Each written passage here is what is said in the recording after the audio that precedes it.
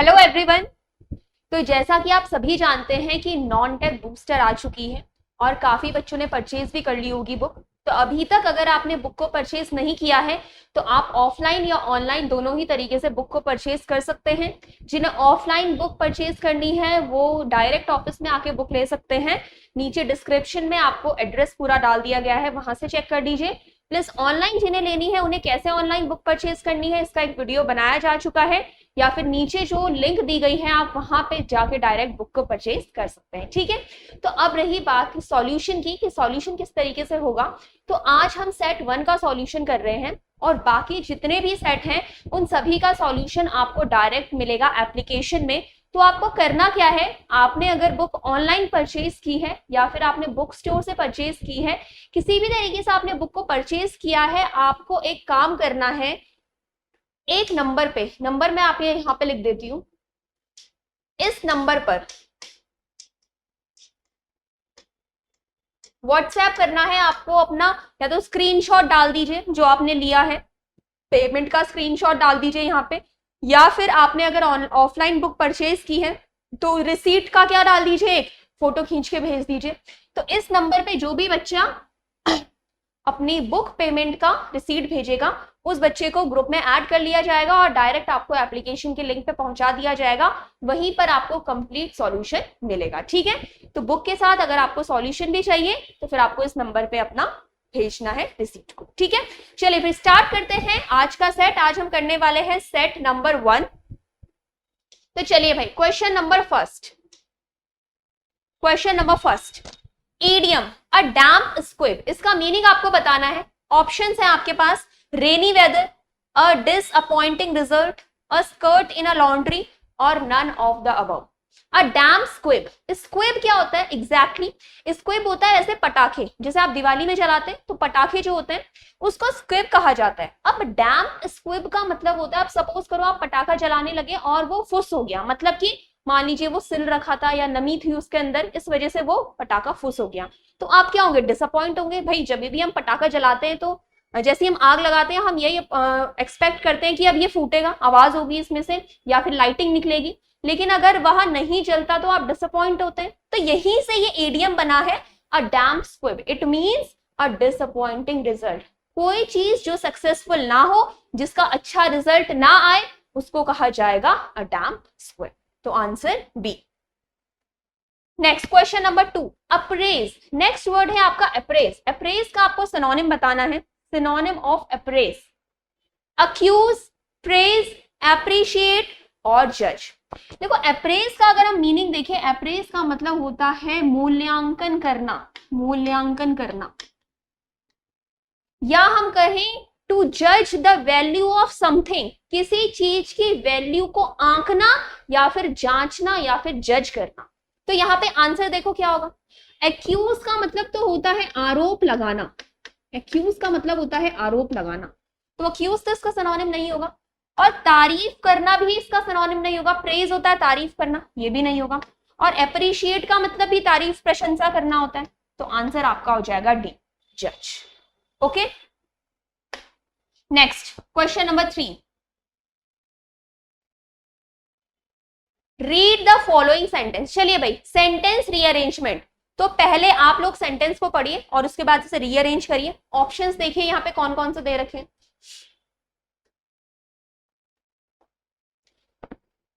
To understand, to many people, threatening and even impossible, grammar appears. चलिए, अगर हम यहाँ पे देखिए CBDA, कहीं से भी हमारा सेंटेंस स्टार्ट हो सकता है CBDA से।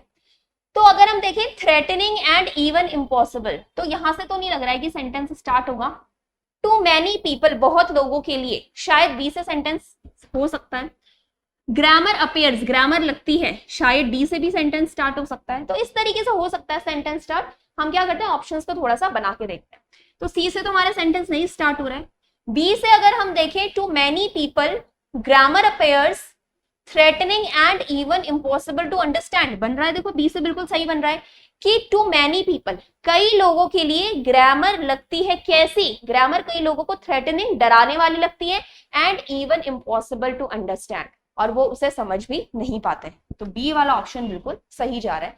तो सेंटेंस रीअरेंजमेंट में आपको क्या करना है, जब भी आपको सेंटेंसेस दिखेंगे, अगर आपको अपने से पढ़ के लगता है कि ये सेंटेंस स्टार्टिंग का होना चाहिए, ये सेंटेंस लास्ट का होना चाहिए, तो आप उस वाले सेंटेंस से एक बार बना के देखो ऑप्शन से। जैसे मान लो मुझे लगा कि सी से बन सकता है, तो सी से रिलेटेड जो जो भी ऑप्शन होंगे मैं उन्हें एक बार बना के देख लूंगी। तो अगर वो सही बैठ जाते हैं तो ठीक, और नहीं बैठ जाते हैं तो फिर हमें बाकी ऑप्शंस के पास जाना पड़ेगा। ठीक है, तो sentence arrangement is a kind of hit and trial method. इसमें लगता है कि एक को चूज करो, वो सही हुआ तो ठीक है, नहीं तो नेक्स्ट पे जाओ, इसी तरीके से होगा। Next question number 4, select the synonym of deluge. Deluge का सिनोनिम बताना है। तो डिल्यूज होता है बाढ़, फ्लड। कंफ्यूजन, तो आपको पता है कंफ्यूजन क्या होता है। डिसेप्शन होता है धोखाधड़ी, डिसेप्शन या डिसीव होता है धोखाधड़ी या फिर धोखा देना। वेपन आंसर नहीं होगा, आंसर हो जाएगा सी, फ्लड। तो डिल्यूज होता है फ्लड। इनविंसिबल, नेक्स्ट वर्ड है इनविंसिबल, और आपको इनविंसिबल का एंटोनिम बताना है। स्मॉल, इनविजिबल, वल्नरेबल और रीचेबल। चलिए क्या होता है invincible? What is the meaning of invincible? Invincible, invincible होता है that can not be defeated, that can not be defeated, जिसको हराया नहीं जा सकता, जिसको हराया नहीं जा सकता उसे कहते हैं इनविंसिबल, जिसे कोई हरा नहीं सकता। तो आंसर देखिए, स्मॉल हमें बताना है एंटोनिम, स्मॉल छोटा, ये तो कोई एंटोनिम नहीं हुआ। इनविजिबल जो दिखाई ना दे, रीचेबल जहां पर पहुंचा ना जा सके। वल्नरेबल का मीनिंग लिखो, vulnerable at risk, at risk जो खतरे में हो। अब अगर कोई जमीन खतरे में है, वल्नरेबल है, इसका मतलब उस पर कोई भी अटैक कर सकता है। अगर कोई बिल्डिंग वल्नरेबल है, इसका मतलब यहाँ पे कहीं भी चोरी हो सकती है कभी भी, या फिर हम कहें कि ये सिक्योर नहीं है, ये कभी भी ढह सकती है, कभी भी गिर सकती है। तो कोई भी चीज अगर वल्नरेबल है, इट मीन्स कि वो सेफ नहीं है। तो इनविंसिबल जिसपे कोई आक्रमण नहीं करेगा, या फिर जिसको कोई भी हानि नहीं पहुंचाई जा सकती, और आंसर उसका एंटोनिम बन जाएगा C, vulnerable. Next question number 6, choose the correct option to complete the following sentence. अब सेंटेंस जो यहाँ पे आपको दिख रहा है उसमें आपको करेक्ट वर्ब लगानी है, और सेंटेंस है either side of the road dash lined by the top choice. Either side of the road, either का मतलब होता है दोनों में से एक, दोनों में से एक। ध्यान रखेंगे ईदर जो है वो हमेशा दो सब्जेक्ट के लिए यूज होगा। अगर दो सब्जेक्ट है तभी ईदर आ सकता है। ठीक है, तो either side of the road, अब रोड के दो ही कोने होंगे, दो ही किनारे होंगे, तो इसीलिए यहाँ पे ईदर आया। Dash lined by the toy shop. अब जो आपका ईदर है या आपका नीदर है, ये कैसे सब्जेक्ट होते हैं? सिंगुलर, ये सिंगुलर सब्जेक्ट, ये सिंगुलर सब्जेक्ट, और ये हमेशा सिंगुलर के ही साथ लगते हैं। तो ईदर साइड का मतलब है हर एक साइड, हर एक साइड। तो यहाँ पे ये जो सब्जेक्ट है ये क्या बन रहा है? Singular, singular. अब ऑफ क्या है? प्रीपोजिशन, ऑफ है प्रीपोजिशन।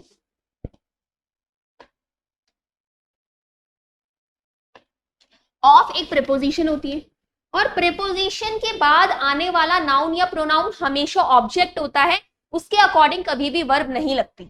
तो प्रीपोजिशन के बाद आने वाला नाउन या प्रोनाउन तो ऑब्जेक्ट हो गया, और ऑब्जेक्ट के अकॉर्डिंग कभी भी वर्ब नहीं लगेगी, वर्ब लगेगी इसके अकॉर्डिंग। तो इसके अकॉर्डिंग यहाँ पे क्या आंसर आएगा? सिंगुलर सब्जेक्ट के अकॉर्डिंग। अब या तो हैज आना चाहिए या फिर हैव आना चाहिए या इज आना चाहिए, तो इन दोनों में से तो आंसर होगा नहीं। अब इज आएगा या हैज आएगा? Either side of the road is lined by, दोनों तरफ लाइन लगी हुई है, वर्ब की थर्ड फॉर्म, वर्ब की थर्ड फॉर्म। और यहाँ पे बात हो रही है पैसिव वॉइस की, एक्टिव वॉइस की बात नहीं हो रही है। हैज लाइंड बाय नहीं आएगा। हैज लाइंड का मतलब तो हो जाएगा कि हर रोड की हर साइड ने लाइन किया है, ने लाइन लगा रखी है। तो रोड ने लाइन नहीं लगा रखी है, रोड पर लाइन लगी हुई है। तो लाइन लगी हुई तो किसी और ने लाइन लगाई होगी, पैसिव वॉइस। और पैसिव वॉइस में बी के साथ वर्ब की थर्ड फॉर्म, तो बी की फॉर्म हो गई आपकी ए। पैसिव वॉइस में क्या होता है? बी प्लस वर्ब की थर्ड फॉर्म। अब बी की कौन सी फॉर्म आती है? इज, एम, आर, वॉज, वर। तो ये तो हमने एक्टिव पैसिव में देखा है।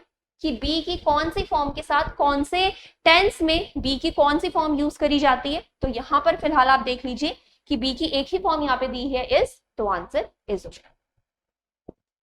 चलिए next question number 7। She has only dash friends, she has only dash friends. अब देखो यहां से पहले आप ए हटा देंगे, ठीक है। She has only dash friends, उसके कुछ ही दोस्त हैं, ऐसा कहना चाह रहा है कि उसके कुछ ही दोस्त हैं। अब लेस तो आएगा नहीं, क्योंकि लेस और लिटिल तो आता है अनकाउंटेबल नाउन के लिए, लेकिन फ्रेंड्स तो काउंटेबल है, फ्रेंड्स तो अनकाउंटेबल है नहीं, तो बी आंसर तो नहीं होगा। और ओनली लिखा है तो आंसर मोर भी नहीं होगा। और फ्यूअर है कंपैरेटिव डिग्री, कंपैरेटिव डिग्री तब आता है जब आप किसी के साथ कंपैरिजन करते हैं। मान लो मैं बोलूं मेरे उसके कंपैरिजन में कम दोस्त हैं, तो जहां पे दो लोगों का कंपैरिजन जब किया जाएगा तब कंपैरेटिव डिग्री यूज होगा, लेकिन यहाँ पे तो एक ही बात हो रही है। वो कह रहा है कि उसके कुछ ही दोस्त हैं, तो she has only few friends, she has only few friends, कुछ दोस्त। Next question number 8। Select the synonym of irresolute. Irresolute का सिनोनिम आपको बताना। अच्छा, रिजोल्यूशन तो आपने सुना होगा, न्यू ईयर रिजोल्यूशन। रिजोल्यूशन क्या होता है? दृढ़ निश्चय। जब आप कुछ करने का दृढ़ निश्चय अपने मन में बना लें, या फिर डिटर्मिनेशन किसी चीज के लिए, तो वो तो हो गया रिजोल्यूट या रिजोल्यूशन। इररेज़ोल्यूट का मतलब है जब आप कोई भी डिसीजन ना ले पाए, जब आप कोई भी निर्णय ना ले पाए, उसको कहा जाएगा इररेज़ोल्यूट। तो आंसर क्या हो जाएगा? अनडिसाइडेड, एंग्री, इग्नोरेंट और फर्म। अच्छा, अगर इसका एंटोनिम बताना होता तो फर्म हो जाता, कि जो अपनी बात पे अड़ा रहे या जो अपने डिसीजन पे अड़ा रहे, लेकिन हमें तो सिनोनिम बताना है, तो इररेज़ोल्यूट का सिनोनिम आ जाएगा ए, अनडिसाइडेड। अनडिसाइडेड, जो डिसाइड ना करे। Next, she has dash knowledge of mathematics. देख लो क्या आ जाएगा, आर्टिकल लगाना है हमें, आर्टिकल लगाना है यहाँ पे, टू अ गुड नॉलेज और अ बैड नॉलेज, इस तरीके से लगाए, गुड नॉलेज और बैड नॉलेज, तो उससे पहले अ लगता है, ठीक है। तो यहाँ पे क्या आ जाएगा? A. He has a good knowledge of mathematics. Next question number 10। चलिए क्वेश्चन नंबर 10। क्वेश्चन नंबर 10 कह रहा है she dash her homework an hour ago. She dash her homework an hour अगो।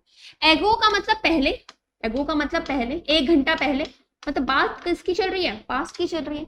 तो यहाँ पे कौन सा टेंस आ जाएगा? Past indefinite. और पास्ट इंडेफिनिट का स्ट्रक्चर क्या होता है?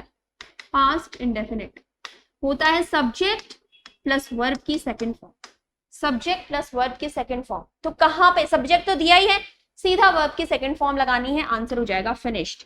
She finished her homework an hour ago, एक घंटा पहले ही फिनिश कर चुकी।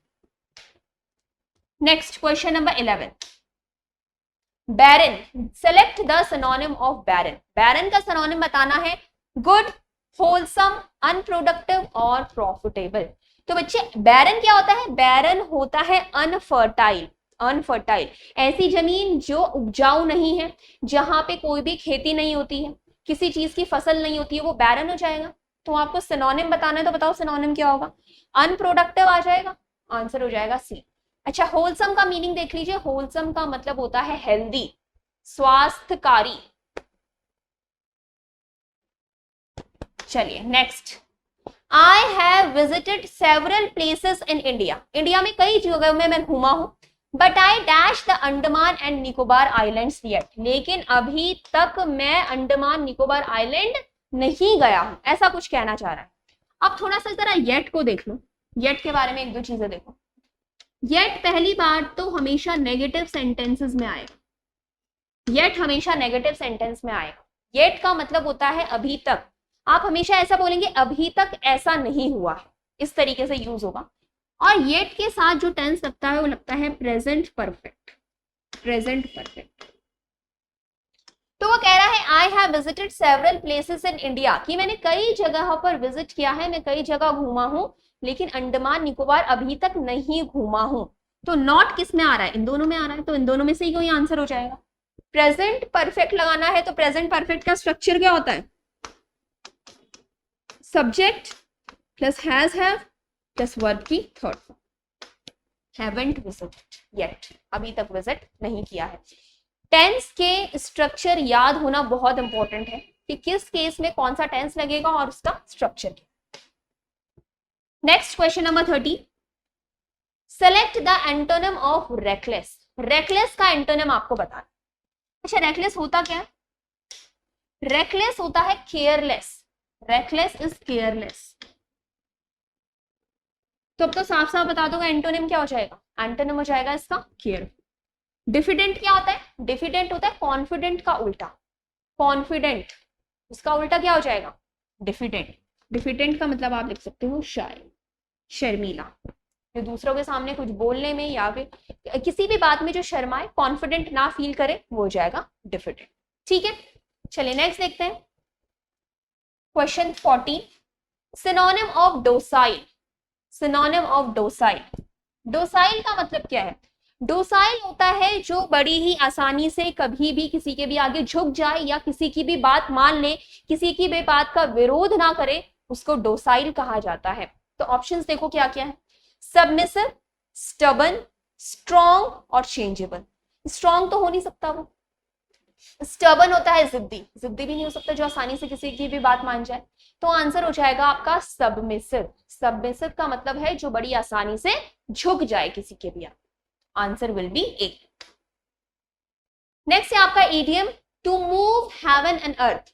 To move heaven and earth मतलब कि अपनी पूरी जी जान लगा लेना, अपनी तरफ से आप जो भी कर सकते हैं वो सारे पॉसिबल एफर्ट्स कर लेना, उसके लिए कहा जाता है to move heaven and earth.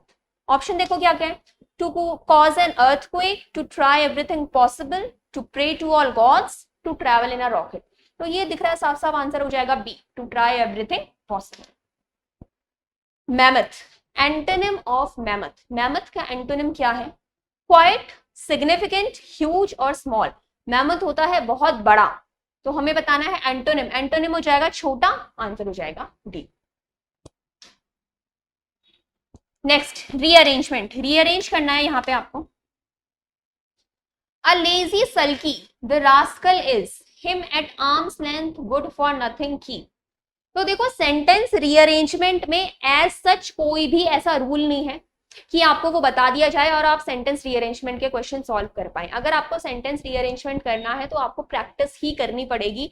Daily आप 5 to 10 सेंटेंस रीअरेंजमेंट की प्रैक्टिस करिए। रीअरेंजमेंट हो गया आपका, पैसेज हो गया। जब आप डेली डेली इनकी प्रैक्टिस करते जाएंगे, कम से कम 1 महीने अपना पूरा क्या बनाओ, टाइम टेबल बनाओ कि मुझे डेली 5 सेंटेंस रीअरेंजमेंट करने हैं और डेली एक पैराग्राफ करना है। तो जब आप डेली इसे रीड करते हैं, डेली प्रैक्टिस करते हैं, तो धीरे धीरे करके आपकी आदत बनेगी इन्हें करने की। शुरू में पहली बारी में तो कितना भी सिंपल सेंटेंस दे दिया जाए वो थोड़ा टफ ही लगता है क्योंकि प्रैक्टिस नहीं है आप लोगों को। A lazy sulky, the rascal is. चलो यहां से शुरू करते हैं, यहां से लग रहा है कि कोई हमें सब्जेक्ट मिल रहा है। बी देखते हैं कहां पे ये है। The rascal is a lazy sulky, good for nothing, keep him at arm's length. Keep him at arm's length, ये भी एक क्या है? एट आर्म्स लेंथ एक ईडियम है। इसका मतलब होता है किसी से दूरी बनाकर रखना। वो कह रहा है कि वो जो पर्सन है वो कैसा है? बेवकूफ है, किसी भी चीज के लिए अच्छा नहीं है, मूर्ख है, आलसी है, तो उसको अपने से दूर रखो, ऐसा कुछ कह रहा है। तो आंसर क्या हो जाएगा? ए। नेक्स्ट, यस ये क्वेश्चन अच्छा है, पढ़िए जरा इसको। We dash in this firm for 3 years by January 2027। Future की बात हो रही है और फ्यूचर की क्या बात हो रही है कि 2027 तक हम इस फर्म में 3 साल से काम कर रहे होंगे। अभी की बात नहीं कर रहा है वो, 2027 की बात कर रहा है। वो फ्यूचर के किसी समय की बात कर रहा है कि तब तक, फ्यूचर के उस समय तक हम 3 सालों से ये काम कर रहे होंगे। क्या यहाँ पे टाइम ड्यूरेशन दिख रहा है? बिल्कुल दिख रहा है। और टाइम ड्यूरेशन दिखाने वाला एक ही टेंस होता है जिसका नाम है perfect continuous. Perfect continuous. Perfect continuous हमेशा आपको ये भी बताता है कि एक्शन कितने समय से चलता हुआ आ रहा है। तो 3 साल से आ रहा है परफेक्ट ड्यूरेशन, लेकिन ये बात कर रहा है फ्यूचर की, तो लगेगा यहाँ पे future perfect continuous. Future perfect continuous का एक बार स्ट्रक्चर देख लेते हैं। Subject plus will shall plus have plus been plus V1 plus ING और आगे फॉर या फिर बाय प्लस टाइम। तो क्या है, विल शैल, उसके साथ हैव बीन और V1 प्लस ING। तो विल हो गया, हैव हो गया, बीन हो गया और ING। 2027 में 3 सालों से काम कर रहे होंगे। तो स्ट्रक्चर को जरा आप एक बार नोट कर लेंगे, स्ट्रक्चर काफी इंपॉर्टेंट है। और टेंस में मैंने आपको कहा है कि टेंस तो आपको पढ़ना ही पड़ेगा, सबसे इंपॉर्टेंट टॉपिक आपका टेंस बन जाता है।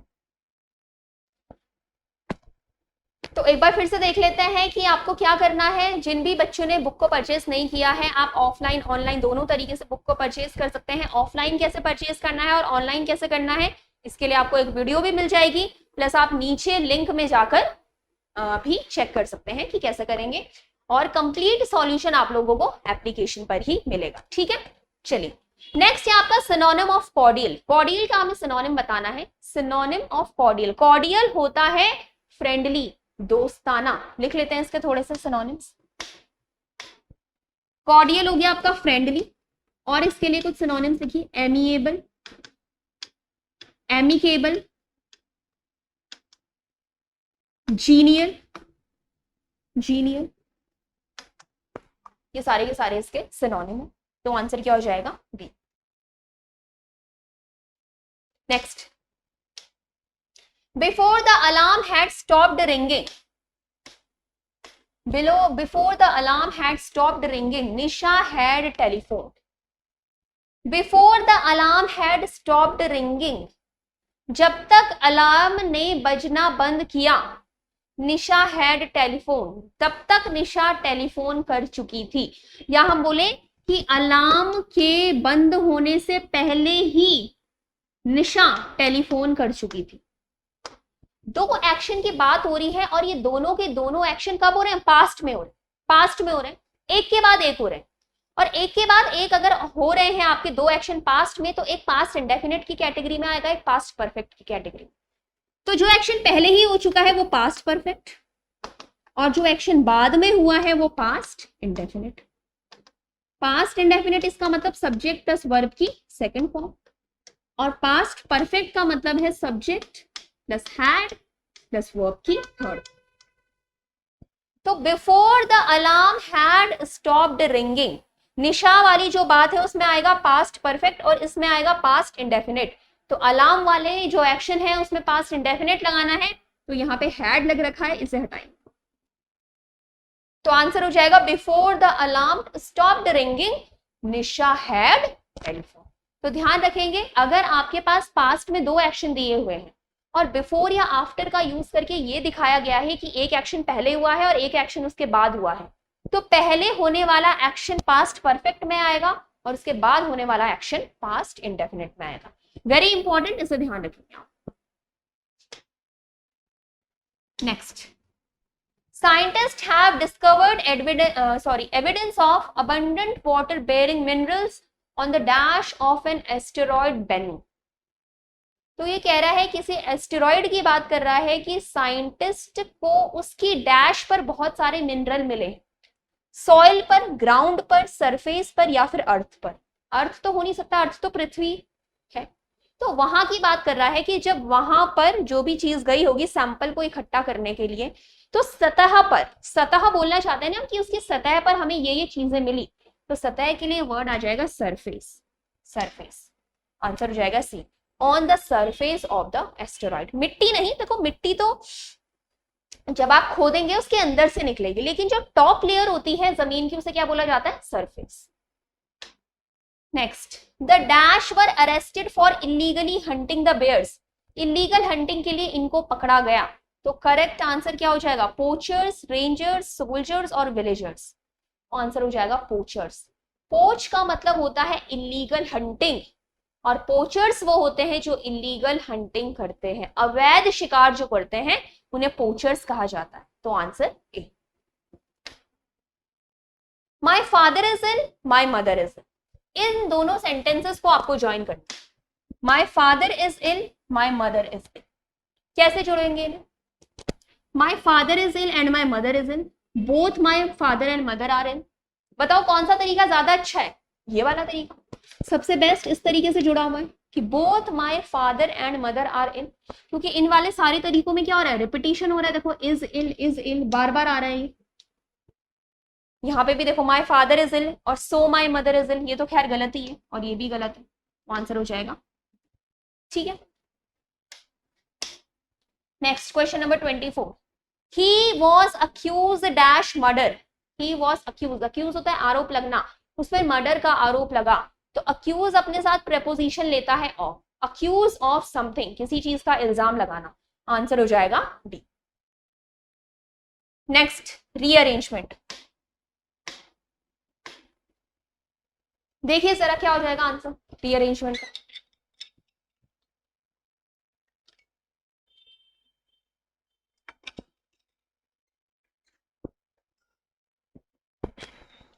From the office someone broke into, highly confidential, someone broke into से देखते हैं।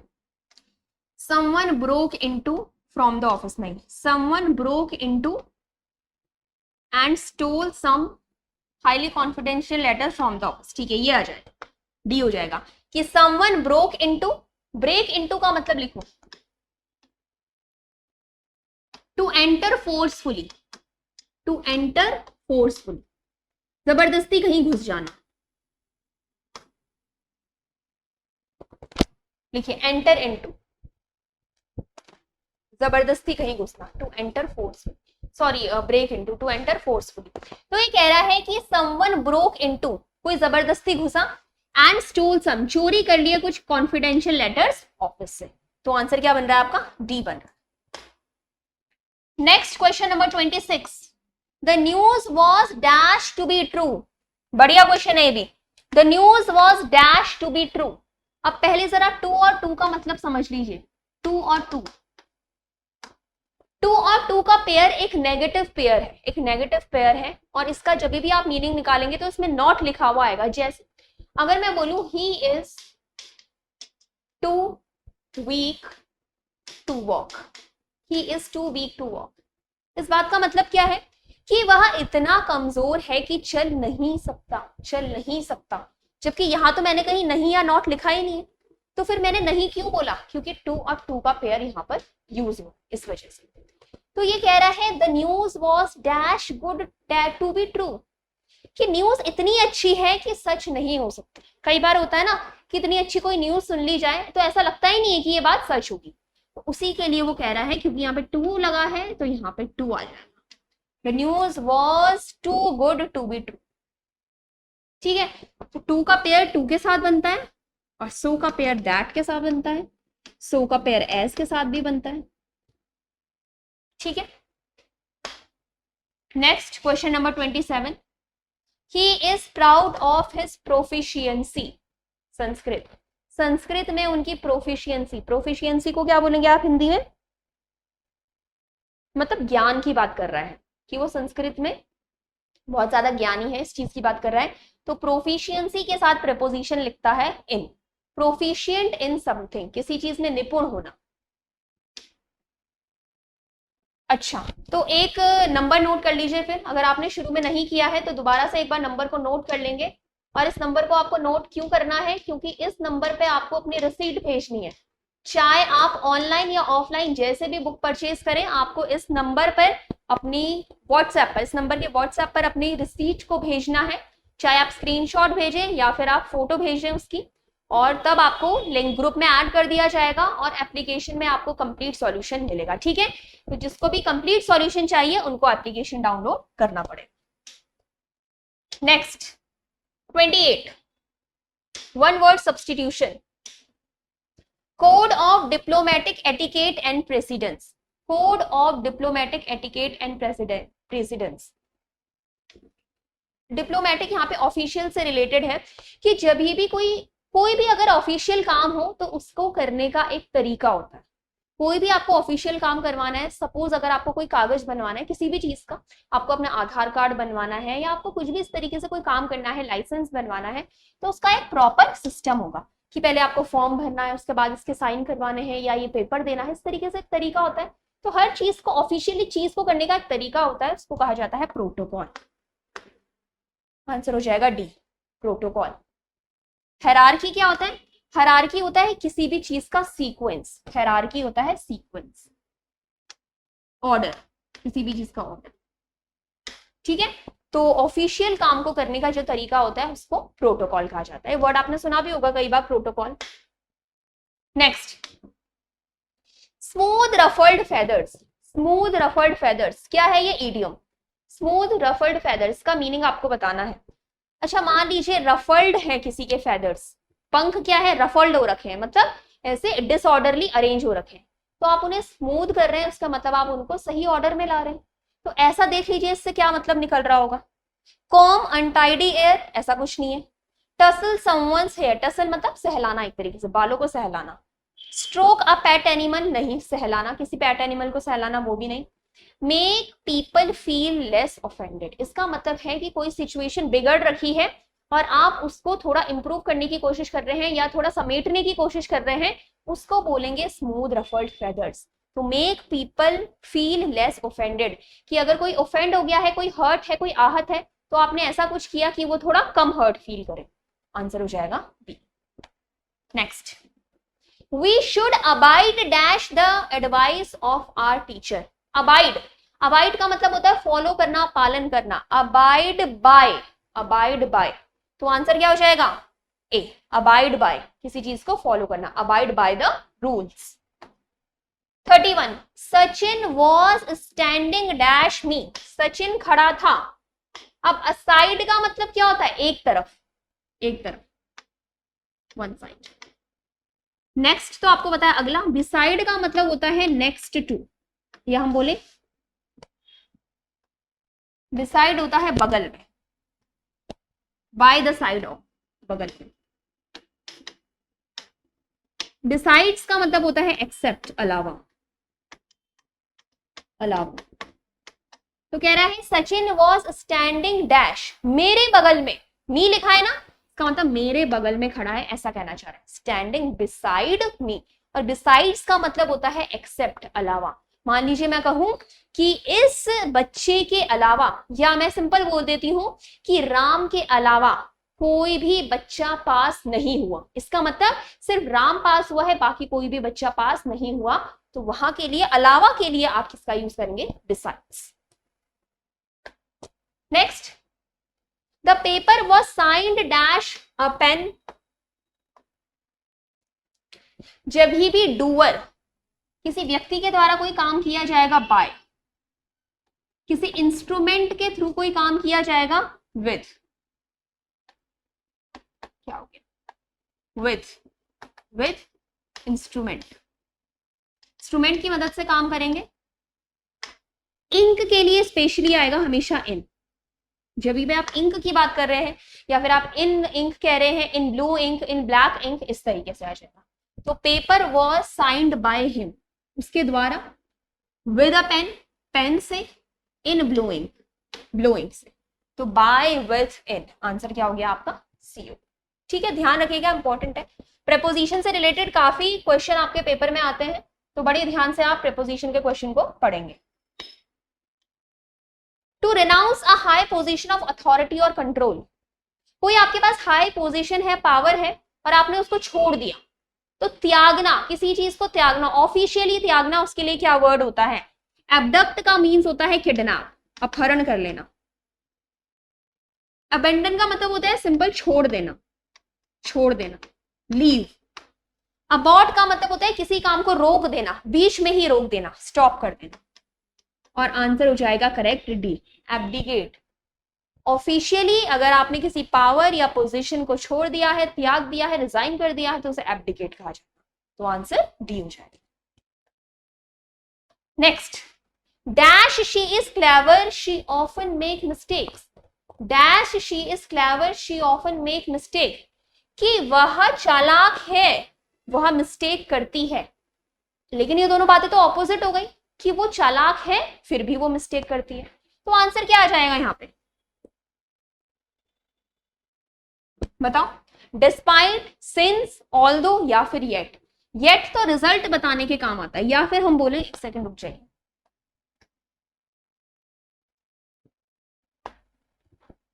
देखो पहले इसको देखो, ऑल्दो, येट। ऑल्दो आता है हमेशा कंडीशन के साथ और येट आता है हमेशा रिजल्ट के साथ। ऑल्दो का पेयर अगर बनना है तो येट के साथ बन जाता है। ऑल्दो और येट का पेयर आपस में भी बनता है और ऑल्दो को अलग भी यूज कर सकते हैं, येट को भी अलग यूज कर सकते हैं, लेकिन ऑल्दो को हमेशा कंडीशन के साथ यूज करेंगे, येट को हमेशा रिजल्ट के साथ यूज करेंगे। तो यहाँ पे वो कह रहा है कि dash she is clever she often make mistake, कि हालांकि वह क्लेवर है, ऑल्दो शी इज क्लेवर। अब अगर येट लगाना होता तो यहाँ पे लगा सकते थे, yet she often make mistake, फिर भी वो हमेशा मिस्टेक करती है। तो ऑल्दो और येट एक ऐसा पेयर है जो कैसे सेंटेंसेस को जोड़ता है जो आपस में कॉन्ट्राडिक्टरी होते हैं। दो ऐसे सेंटेंस जो अपोजिट मीनिंग दे रहे होंगे उनको ऑल्दो और येट जोड़ने का काम करता है। तो आंसर हो जाएगा सी, डिस्पाइट, बावजूद, बावजूद। Next question number 35, in view of the excessive heat, बहुत ज्यादा गर्मी के कारण schools in Dehradun remain closed, ये तो आसान है, क्लोज्ड फॉर अ वीक, एक हफ्ते के लिए फॉर, और मंथ के साथ हमेशा इन आता है, in July. Next, not to be moved by entreaty, not to be moved by entreaty, इसका मतलब होता है बहुत मनाने के बावजूद भी जो किसी की बात ना माने या जो अपनी बात पे अड़ा हुआ रहे उसको क्या बोले। रिगरस होता है स्ट्रिक्ट, स्ट्रिक्ट। नेग्लिजेंट होता है ना के बराबर। डेस्पोटिक होता है हिटलर, हिटलर बोल रही हूं सॉरी, डेस्पोट होता है आपका क्या, तानाशाह, तानाशाह। तो आंसर आ जाएगा इनएक्सोरेबल। इनएक्सोरेबल वो होगा जो किसी के भी मनाने से नहीं मानेगा, जो अपनी बातों पे अपने ओपिनियंस पे हमेशा अड़ा हुआ है। ठीक है, next question number 37, she made her stepson her dash to her large fortune, dash to her large fortune, जो उसकी पूरी विरासत थी, उसकी पूरी विरासत थी या धन दौलत या पूरी जायदाद थी, उसका उसे वारिस बनाया, वारिस। तो वारिस के लिए कौन सा वाला टर्म यूज होता है, ये बी वाला। ये होमोनिम का क्वेश्चन है, और होमोनिम क्या होता है कि ऐसे वर्ड्स जो देखने में तो एक जैसे लगते हैं, प्रोनाउंसिएशन एक जैसा होता है, लेकिन उनका मीनिंग अलग अलग होता है। तो यहाँ पे एयर का मतलब होता है उत्तराधिकारी, उत्तराधिकारी या फिर वारिस। तो आंसर क्या हो जाएगा, B. Next question 38, the children's series dash recommended for young readers, series, series एक जैसे बुक की पूरी एक सीरीज है तो उसमें बहुत सारी कहानियां होंगी, तो कलेक्शन है, पूरी बुक का एक कलेक्शन है, उसे सीरीज कह रहे हैं। तो कलेक्टिव नाउन है यहाँ पे, और कलेक्टिव नाउन पूरे की बात हो रही है, एज अ यूनिट बात हो रही है, तो यहाँ पे क्या आ जाएगा, सिंगुलर वर्ब लगेगी, सिंगुलर वर्ब लगेगी। तो आंसर हो जाएगा इज रिकमेंडेड। चिल्ड्रन की जो किताब है या जो किताब है वो यंग बच्चों के लिए रिकमेंड करी गई है, किसी के द्वारा रिकमेंड करी गई होगी। पैसिव वॉइस तो बी की फॉर्म आ जाएगी, अभी आपको बताया था पैसिव वॉइस में बी के साथ वर्ब की थर्ड फॉर्म आती है। अगर आप हैज लगा देंगे तो हैज का मतलब हो जाएगा कि चिल्ड्रन सीरीज ने रिकमेंड किया है, तो चिल्ड्रन सीरीज ने रिकमेंड नहीं किया है, चिल्ड्रन सीरीज को रिकमेंड किया गया है किसी के द्वारा, पैसिव वॉइस, तो बी की फॉर्म आ जाएगी यहाँ पे। Next question number 40, transform the following sentence into a compound sentence. Compound sentence में आपको इसको बदलना है। सिंपल सेंटेंस क्या होता है, सिंपल सेंटेंस वो होता है जिसमें एक सब्जेक्ट और एक वर्ब, एक सब्जेक्ट और एक वर्ब हो, उसे कहा जाता है सिंपल सेंटेंस। जैसे ये देखिए, besides being beautiful she, subject, simple है। कंपाउंड सेंटेंस होगा जो सब्जेक्ट प्लस वर्ब को मिला के बोलते हैं क्लॉज। कंपाउंड सेंटेंस क्या होता है, कंपाउंड, कंपाउंड सेंटेंस होता है जो दो क्लॉज से मिलकर बना होता है, क्लॉज 1 क्लॉज 2, दो क्लॉज से मिलकर बना होगा और बीच में कोई कंजक्शन आएगा, दो क्लॉज से मिलकर बना होगा और बीच में कोई कंजक्शन आएगा। अब क्लॉज 1, ये जो दोनों क्लॉज होते हैं ये आपस में इंडिपेंडेंट होते हैं, आपस में इंडिपेंडेंट होता है। मतलब इंडिपेंडेंट का मतलब है कि इसका भी अपने में मीनिंग पूरा होता है और इसका भी अपने में मीनिंग पूरा होता है। ये दोनों सेंटेंस अपने आप में पूरे होते हैं और इन्हें किसी कंजक्शन के थ्रू जोड़ दिया जाता है कंपाउंड सेंटेंस। तो यहाँ पे अगर हम चेक करें तो हमें क्या दिया गया, she is beautiful because she is intelligent. अच्छा, जब आप ट्रांसफॉर्म करेंगे सेंटेंस को तो उसका मीनिंग चेंज नहीं होना चाहिए। ये कह रहा है वो ब्यूटीफुल है क्योंकि वो इंटेलिजेंट है, नहीं, she is beautiful so that she is intelligent, इसका भी वही मतलब हो गया, ये भी आंसर नहीं होगा। And she is intelligent she is beautiful, क्योंकि वो होशियार है इसलिए वो ब्यूटीफुल भी है, नहीं, she is beautiful as well as she is intelligent, वो ब्यूटीफुल भी है वो इंटेलिजेंट भी है। तो एक क्लॉज ये हो गया शी इज ब्यूटीफुल, एक क्लॉज ये हो गया शी इज इंटेलिजेंट, और एज वेल एज से आपने इसे जोड़ दिया, तो ये क्या हो जाएगा, कंपाउंड सेंटेंस। तो डी आंसर आ जाएगा। Next question number 41, dash you hear the president speech, dash you hear the president speech. ये क्वेश्चन तो बिल्कुल आसान है, क्यों, क्योंकि यहाँ पे हेयर लिखा है, हेयर, और हैज, हैव और हैड के साथ हमेशा वर्ब की थर्ड फॉर्म आती है, हैज, हैव, हैड के साथ हमेशा वर्ब की थर्ड फॉर्म आती है, तो आंसर हो जाएगा डिड। डिड के साथ वर्ब की फर्स्ट फॉर्म आती है ना, तो आंसर डी होगा, ठीक है। Next, I like dash in the sun, कह रहा है कि मुझे सूरज में लेटना पसंद है, सूरज की छाया में, मतलब वहां पे लेटना पसंद, तो लाई के लिए कौन सा वर्ड आ जाएगा,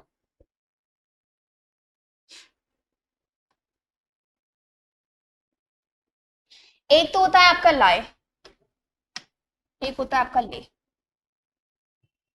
इस लाए का मतलब होता है लेटना, लेटना, इसकी सेकंड फॉर्म होती है ले और थर्ड फॉर्म होती है ले, लेटना। इस लाए का मतलब होता है लेटना, और इस लाए का मतलब होता है रखना, रखना, जिसे जमीन पे कुछ रख दिया या सामान उठा के कुछ रख दिया, ले। इसकी सेकंड फॉर्म लेड और थर्ड फॉर्म ले, यही है सेम, ये वाला लेड है, LAID लेड, LAID लेड। तो इसकी ING फॉर्म क्या हो जाती है, लाइंग, LYING। तो आंसर क्या हो जाएगा, D, I like lying in the sun, मुझे सूरज में लेटना पसंद है, तो लाई लेटना, ले और लेन इसकी सेकंड और थर्ड फॉर्म, और ING फॉर्म क्या हो जाएगी, like. Next 43, an object or portion serving as a sample, sample की तरह जो काम करे, सैंपल, आपने कई बार बुक स्टोर में देखा होगा स्पेसिमेन कॉपी रखी रहती है किसी चीज की, स्पेसिमेन, तो वो बेचने के लिए नहीं होती, मतलब वो आप पैसों में नहीं बेच सकते, वो बस एक सैंपल है, दिखाने के लिए होता है, वो उसे कहते हैं specimen. Next question number 44, there dash any message from my teacher since she moved to London, since she moved to London, जब से वह लंदन मूव हुई है, सिंस के साथ जो स्टेटमेंट आता है या सिंस के साथ जो एक्शन आता है वो हमेशा पास्ट का होगा, पास्ट इंडेफिनिट, याद रखेंगे। सिंस के साथ जो स्टेटमेंट, क्योंकि सिंस हमेशा पास्ट की घटना दिखाता है, तो सिंस के साथ जो स्टेटमेंट आएगा उसमें हमेशा पास्ट इंडेफिनिट यूज हुआ होगा। उसके दूसरे वाले सेंटेंस में या तो आएगा present perfect continuous, present perfect continuous, और अगर उसका प्रेजेंट परफेक्ट कॉन्टिन्यूस नहीं बन सकता होगा तो प्रेजेंट परफेक्ट बना देंगे, प्रेजेंट परफेक्ट, फर्स्ट और सेकंड, वेरी इंपॉर्टेंट। जैसे मान लीजिए वो कह रहा है कि जब से उसकी शादी हुई है मैंने उसे नहीं देखा है, तो शादी पास्ट में हुई थी, तो सिंस के साथ तो हमेशा पास्ट इंडेफिनिट यूज होता है। उसके बाद वाले में बोलेगा कि तब से लेकर अब तक ऐसा हुआ है या ऐसा नहीं हुआ है, तो या तो आप पास्ट परफेक्ट कॉन्टिन्यूस लगाएंगे या पास्ट परफेक्ट लगाएंगे, sorry present, present perfect continuous या प्रेजेंट। तो आ जाएगा there isn't any message from my teacher, there wasn't any message, there hasn't been या there hadn't been, तो C हो जाएगा। there has not been any message, present perfect, कि तब की मेरे टीचर से कोई भी मैसेज नहीं मिला है जब से वह लंदन गई है, तो हैज उसके साथ वर्ब की third form present perfect. Next question number 45, dash secretary and treasurer were present there, article लगाना। अब आर्टिकल आएगा नहीं आएगा ये हमें वर ने बता दिया। सेक्रेटरी और ट्रेजरर अगर दो अलग अलग व्यक्ति हैं तो दोनों के साथ आर्टिकल द लगेगा, और अगर 2 लोग हैं तो आंसर हो जाएगा वर। पर अगर एक ही पर्सन सेक्रेटरी और ट्रेजरर एक ही पर्सन होता तो फिर बस एक ही के साथ आर्टिकल लगता, और यहाँ पे वर भी ना आता, यहाँ पे क्या आता फिर वॉज, फिर यहाँ वॉज आ जाता। The secretary and treasurer was present, इसका मतलब वही सेक्रेटरी है वही ट्रेजरर है, पर क्योंकि यहाँ पे वर लिखा था तो हमें पता चल गया 2 अलग अलग लोगों की बात हो रही है, तो दोनों के साथ आपने आर्टिकल लगा दिया। Next, dash you mind lending me your book for a day, क्या आप मुझे अपनी किताब देंगे एक दिन के लिए? तो ये आपको फ्रेज ही याद करना है, would you mind, would you mind. जहां पे भी आप ऐसा देख लेना ये यू माइंड, उसके साथ हमेशा वुड लगेगा। और जब भी आप किसी से रिक्वेस्ट कर रहे हैं, कोई चीज मांग रहे हैं, तो उसे कहने का एक पोलाइट तरीका है would you mind doing this, क्या आप ऐसा करेंगे? तो would you mind lending me your book for a day, क्या एक दिन के लिए अपनी किताब देंगे? आंसर तो वुड यू माइंड, ये एक पूरा phrase. Next, dash you give me 100 rupees please, क्या मुझे 100 रुपीज देंगे? प्लीज दिख रहा है आपको, please polite request, polite request. और पोलाइट रिक्वेस्ट के लिए आप किसका इस्तेमाल करते हैं? कुड, कुड का इस्तेमाल किया जाता है पोलाइट रिक्वेस्ट, विनम्र निवेदन करने के लिए, पोलाइट रिक्वेस्ट करने के लिए कुड आर्टिकल कुड मॉडल का यूज किया जाता है। तो आंसर आ जाएगा B, could you please give me 100 rupees, तो answer B. Next 48, Preeti has joined a dash course, Preeti has joined a dash course. अब सबसे गलत तो ये हो गया क्योंकि 1 के साथ एयर्स नहीं लग सकता और 2 के साथ एयर नहीं लगेगा। अच्छा एक मिनट, इसको हटा दो। अब यहाँ पे देखिए ये है नाउन, ये है नाउन, इसमें आपको एग्जांपल दूं। मान लीजिए मैंने कहा ही हैज, या मैं कहूं आई लव चॉकलेट, या चॉकलेट ना लिख के हम कहें आइसक्रीम। मैंने कहा आई लव आइसक्रीम, मुझे आइसक्रीम पसंद है, आइसक्रीम क्या हो जाएगा? नाउन, आइसक्रीम हो जाएगा नाउन। और अगर मैं आपको कहूं आई लव मैंगोज, तो मैंगोज क्या हो जाएगा? नाउन। नाउन का आप सिंगुलर और प्लूरल दोनों बना सकते, मैंगो मैंगोज, आइसक्रीम आइसक्रीम। अब मैं बोल रही हूं कि आई लव मैंगो आइसक्रीम, मतलब मुझे मैंगो फ्लेवर वाली आइसक्रीम पसंद है। अब ये जो मैंगो है यहाँ पे ये कोई नाउन नहीं है, क्योंकि मैं आम पसंद होने की बात नहीं कर रही हूँ, मैं तो आइसक्रीम की बात कर रही हूँ। अब इस आइसक्रीम के बारे में इंफॉर्मेशन दे रहा है कि मुझे कैसी आइसक्रीम पसंद है? मैंगो। और नाउन के बारे में इंफॉर्मेशन कौन देता है? एडजेक्टिव। तो मैंगो यहाँ पे एडजेक्टिव हो गया, यहाँ पे नाउन। कई बार नाउन एडजेक्टिव का काम भी करता है, और जो वो एडजेक्टिव का नाम काम करेगा आप उसका प्लूरल नहीं बना सकते, क्योंकि सिंगुलर और प्लूरल सिर्फ और सिर्फ नाउन का बनता है, एडजेक्टिव का नहीं। तो एडजेक्टिव का आप सिंगुलर और प्लूरल नहीं बना सकते। यहाँ पे आंसर आ जाएगा 2 air. Preeti has joined a 2 year course, course हो गया नाउन, कैसा कोर्स? इंफॉर्मेशन दे रहा है, एडजेक्टिव। और जो भी वर्ड एडजेक्टिव की तरह काम करेगा आप उसका प्लूरल नहीं बना सकते। Next, phrasal verb. Many premier educational institutions come forward to have a dash with flourishing industries. Agreement की बात कर रहा है, संधि की बात कर रहा है, अलायंस की बात कर रहा है। वो कह रहा है कि कई एजुकेशन इंस्टीट्यूट जो हैं वो इंडस्ट्रीज के साथ क्या कर रहे हैं? एक टाई अप कर रहे हैं। टाई अप वर्ड आपने कई बार सुना होगा, टाई अप कर रहे हैं, गठबंधन कर रहे हैं, मतलब उनके साथ जुड़ रहे हैं। तो आंसर हो जाएगा A, tie up. Next, question number 50. Had he known about his bad health, he dash have taken adequate care. Had he known about his bad health, अगर उसे अपनी बुरे स्वास्थ्य के बारे में पता होता तो उसने एडिक्वेट केयर, उसने अपनी केयर करी होती। यह आ गया इमेजिनरी सेंटेंस। वो कह रहा है अगर उसे ऐसा पता होता तो वो ऐसा करता, मतलब उसे नहीं पता था और वो नहीं कर पाया ऐसी चीज, तो इमेजिनरी सेंटेंस हो गया। इमेजिनरी सेंटेंस का स्ट्रक्चर क्या होता है? कंडीशन के साथ अगर पास्ट परफेक्ट आ रहा है, कंडीशन के साथ अगर पास्ट परफेक्ट आ रहा है तो रिजल्ट के साथ मॉडल परफेक्ट आए। अब इसका मतलब क्या है? अगर कंडीशन में हैड प्लस V3 दिया है तो रिजल्ट में वुड हैव प्लस V3 आएगा, वुड हैव प्लस V3। अगर कंडीशन में आएगा हैड प्लस V3 तो रिजल्ट में आएगा would have plus V3। Condition में आ रहा है हैड प्लस V3 तो रिजल्ट में आ जाएगा वुड हैव प्लस V3, तो आंसर आ जाएगा बी। तो ये आपको इमेजिनरी सेंटेंस का स्ट्रक्चर याद है, ठीक है। तो आज की वीडियो में इतना ही।